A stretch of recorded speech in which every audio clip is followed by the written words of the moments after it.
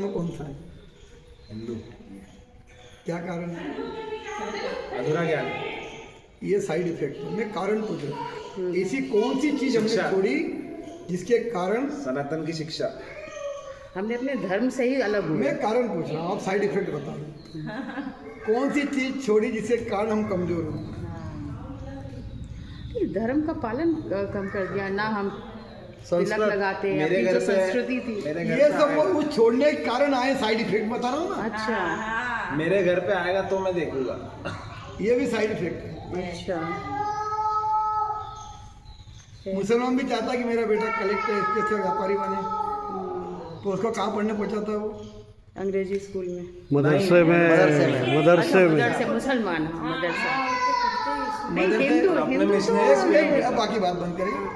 उर्दू पढ़ना सीख लेता है मदरसे जाकर के, तो उसकी कुरान पढ़ना सीख जाता है, तो उसके जीवन का विजन लक्ष्य क्या है? एक इस्लाम के नाते जीवन भर नहीं भटकता है। ईसाई अपने बच्चे को कानून में पढ़ाता है, जब अंग्रेजी पढ़ना सीख लेता है तो उसकी बाइबिल में उसके जीवन का लक्ष्य क्या है? अब हिंदुओं के ग्रंथ काहे में लिखे? संस्कृत।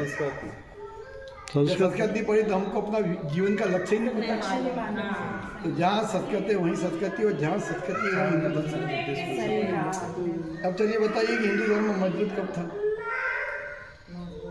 ऐसी कौन सी पद्धति हमारे घरों में प्रचलित थी जिसका हर व्यक्ति उम्र के साथ उसका पालन करता था, उसको बताना नहीं पड़ता, घरों में स्वतः उसको पालन होता था?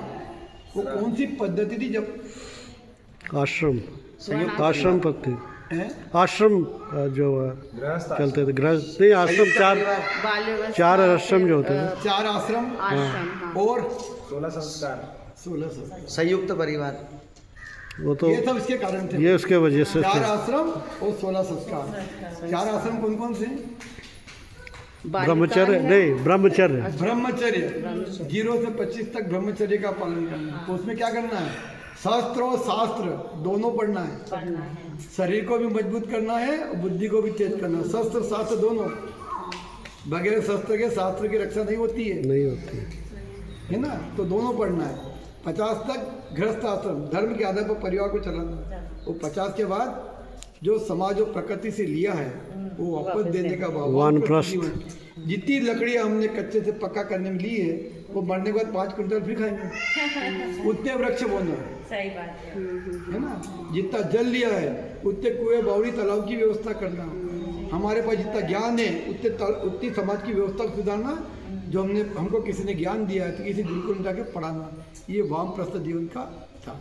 आदमी स्वतः 50-60 का हुआ कि वो स्वतः अपना घर छोड़ करके घर का भोजन करना और समाज की वजह। वो 75 के बाद संन्यास। काहे के लिए था संन्यास आश्रम? कि जब तक आपका अहंकार खत्म नहीं होगा तब तक भगवान आपको मोक्ष नहीं देगा। और अहंकार कब खत्म होता है?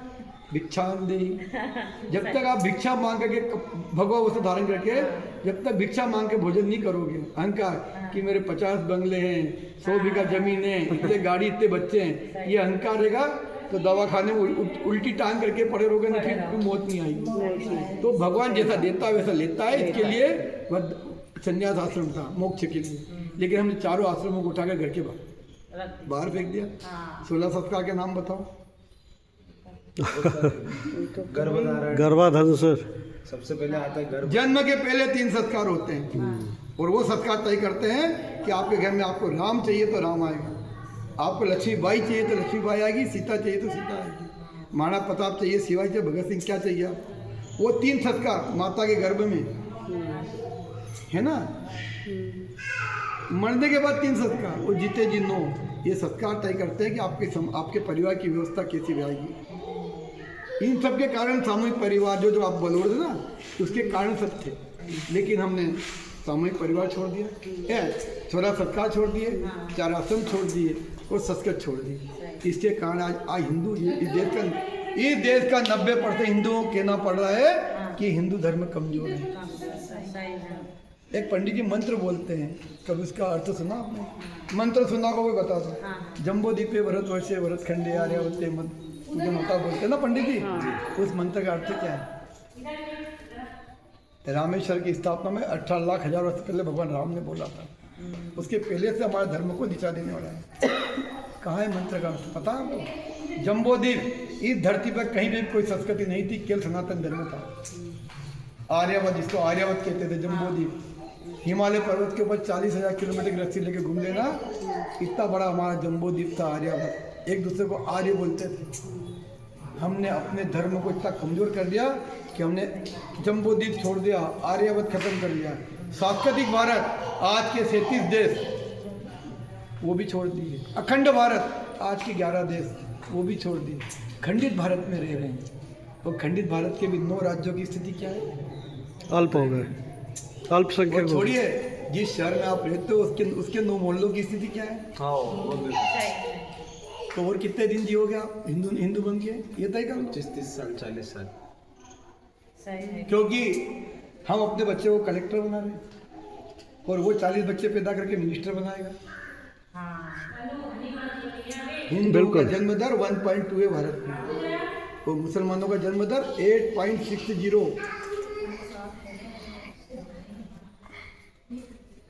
एकता है, अपनी एकता नहीं है। कौन सी एकता? अरे फालतू बात करते हो। अभी तुम 4 जनों को पाकिस्तान छोड़ोगे, सब रोज रातों गले मिलोगे। हमने अपना धर्म छोड़ दिया, उसको छोड़नी एकता कौन सी होती है?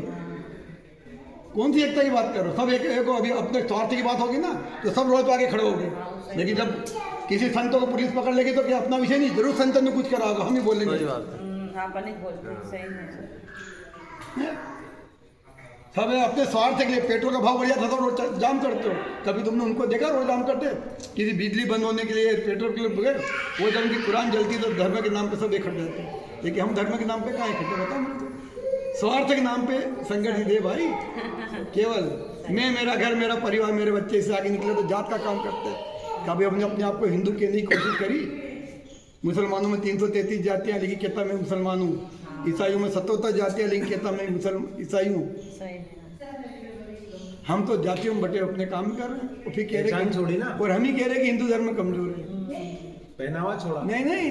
छोटी छोड़ी। अच्छा, एक सवाल का जवाब दे देना, उसमें आपके सारे सवाल के जवाब मिल जाएंगे। ये देश आज़ाद हुआ, एक बगीचा था जिसमें 6 झाड़ बबूल के थे और 20 झाड़ आम के थे। बड़े भाई को उस बगीचे की रखवाली का जिम्मा मिला। बड़े भाई ने बड़ी ईमानदारी से उस बगीचे की रखवाली करी। 50 साल वो 20 झाड़ हुए 40 और 6 हुए 24।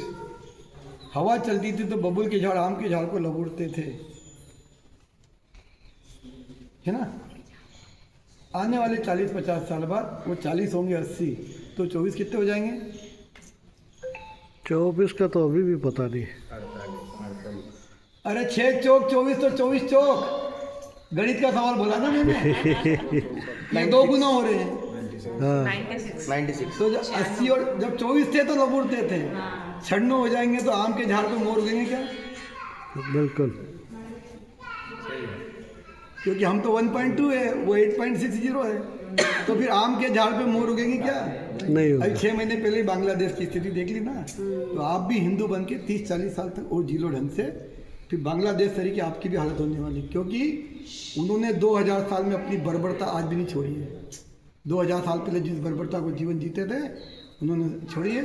हमने शस्त्र छोड़ दिए, हमने तिलक छोड़ दिया, हमने शिखा छोड़ दी, अपना पहनावा छोड़ दिया।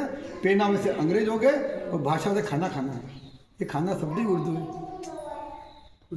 है ना। हमने सब छोड़ दिया। हमने घर की जो डेली थी लक्ष्मण रेखा, वो डेली खत्म कर दिया। तकलीफ चढ़ती चलने में। जहाँ रसोई घर था, जहाँ भगवान के लिए रस टपकता था भोजन में, वो किचन हो गया जहाँ रोज किचकिच होती है। हमने अपने घर की सारी व्यवस्था बदल दी। मैं कैसे पहचानूंगा कि भैया आप हिंदू हो? बताइए मेरे को। हमारा नेम प्लेट जो है, ये नेम प्लेट है ना हमारी, ये तिलक हमारा नेम प्लेट है ना। कहाँ है हमारे? हमने अपने हिंदू धर्म को तो उगड़े फिर क्या कहने, फिर कहते हैं हिंदू धर्म कमजोर है। हमने अपने कहाँ है? अपना धर्म को लेकर चलने में शर्म आती है। पहनावे से अंग्रेज हो गए और भाषा से हम मुसलमान हो गए। दाढ़ी रख लेते हैं, अब बात वही सरी की। दाढ़ी रखना अच्छी बात है, पर दाढ़ी कैसी रखना? शिवजी सरी की या शिवाजी सरी, जो हिंदू धर्म को प्रदर्शित करे। पर हम हमारे बंधुओं लोग सेट कर लेते हैं। एक मंत्र है ना, ये मैंने नहीं बोला। जननी जने तो संत जनते दाता ते सुर, वरना जननी बांझरा काय गवाए नूर। हे माता, जिस बच्चे को जन्म दे रही हो उसमें 3 गुण जरूर देना। वो दानवीर हो, वो सुरमा हो, राष्ट्र और धर्म के लिए लड़ने वाला, वो संत व्यक्ति हो, अगर 3 गुण उस बच्चे में नहीं दे सकती तो मत दे अगली पीढ़ी को जन्म, बांध लेना, स्वीकार कर लेना। और हमें भी अगर ये 3 गुण नहीं है तो उस माता की कोख को गाली दे रहे हैं जिनने हमको जन्म दिया। आज हम अपने बच्चों को केवल पेट भरू पढ़ाई करा रहे हैं, पेट भरू। अच्छा पढ़, अच्छा पैकेज ले, तो बढ़िया नौकरी कर, अच्छी दुकानदार, अच्छा कमा, हिंदू मत बनना। और वो अपने बच्चों को कह रहे थे 5 साल के, बेटा जा काट के ला दो इसको, काटे जब बोलना ही काफर काफर काफर। वो अपने बच्चे को 2000 साल पहले जिस बर्बरता से सिखाता था, आज भी वो सीख कर रहा है। वहाँ अपने बच्चों को क्या बना रहे, बस धर्म नहीं सिखा रहा। सही। अगर आज मेरे पिता ने मुझे खड़े होने को बोला है तो मैं मेरे माता पिता की 6ठी संतान, और वो उनके माता पिता की 14 संतान थी। अब 1-2 वाले क्या करोगे 50 साल बाद, ये देख लो। धन्यवाद।